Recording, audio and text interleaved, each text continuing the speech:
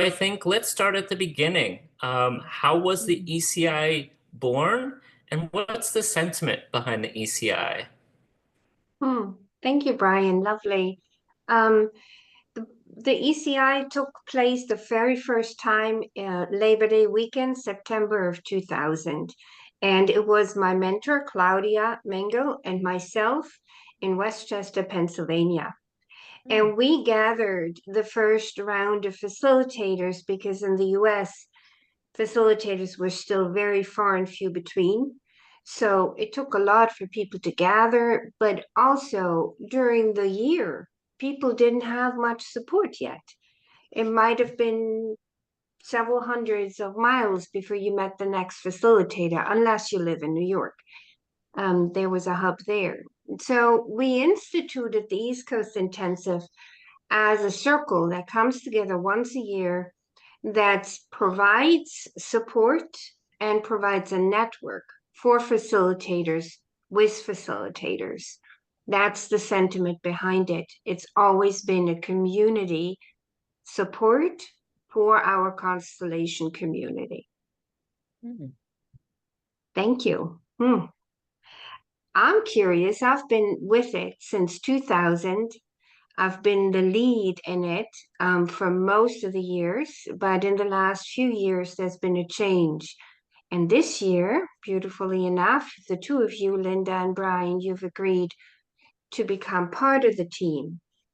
So, what calls you to be part of the East Coast Intensive this year? You want to go first, Linda? Sure, sure. I think the word is call. Um, I was called to constellation work in, I think, 2005, 2006, when I read an article on constellation work and made a decision to follow up on it because Annie Block Pearl was quoted and Mm-hmm. she was in New York City. And before I could follow up, she literally sent me an email inviting me to one of her workshops. And I felt that that was, and that's how my life kind of works. It comes to me. Um, and that's the same thing that happened with the Constellation ECI. Um, you sent an email. It sounded I felt so special that you invited me to be a part of the planning committee. And it came at a time when I was starting to think about retirement from my regular practice of systems therapy. And I said, well, this might be a way to start to move out of just what I was doing into something more creative. I had been running workshops and, getting a nice size. And then we started doing some work with ancestors. And it's kind of interesting because constellation work helped me see where I was stuck in my life and how to get out of it. But it also opened me up to the blessings that I received from my ancestors. And I liked, Brian reminded me that today when we just did an opening grounding exercise for ourselves. Um, and so I've been in the last, I guess 9 months, I've really started to actively engage with a couple of my ancestors.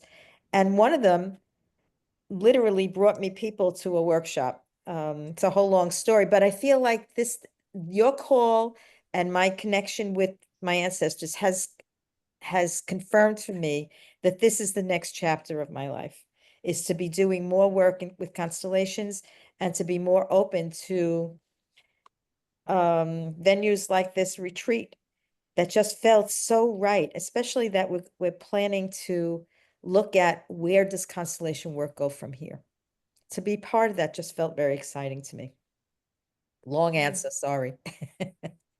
Mm-hmm. Thank you for that. That was beautiful. What about you, Brian? What made you So say yes? I had quite a unique arrival to constellations. My previous career, right out of college, I was a linguist, and then I became a teacher, and then I found myself following in my ancestors' footsteps in the salon and spa business. And a dear friend and client of mine said, you know, you should go to this constellation retreat and check it out. And I was like, what is constellations? And I participated in this retreat and I was blown away. The facilitator just showed me that magic was real, and I had never had an experience that touched me so profoundly.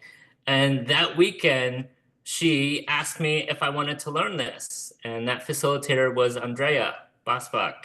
And I've been studying with her ever since, and it has profoundly changed my life. And I was able to participate in the ECI in North Carolina. And it was such a magical event. Linda, that's where I met your beautiful self and your husband.